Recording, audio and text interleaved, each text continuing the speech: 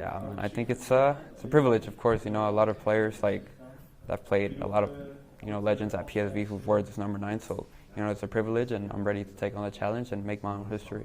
Yeah. When did you hear for the first time about it that you were going to wear this shirt? Yeah, yesterday, man. Yesterday was the first time that I got a call from the club asking to see if I wanted to change my number, and so I said yes because of course as a number 9 you want the number 9. So it's like I said, it's a privilege to be able to wear it, and ready to write my own history with it. Yeah.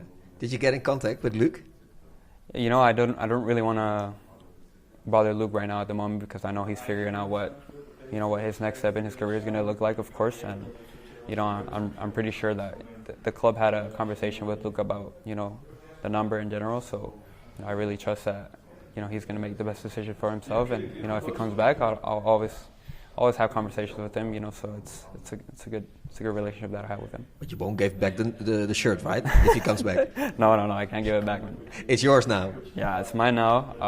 Of course, it was one of those things that I didn't really ask for the number. They, like I said, the club called me and they told me that it was available. I didn't really ask because I was really unsure to see what Luke was going to do, of course.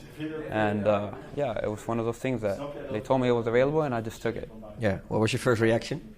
Yeah, I was really, really excited. I didn't really expect it because, it's one of those things, like I said, you don't know what Luke was going to do. And so once they told me, I was excited to take the number for sure.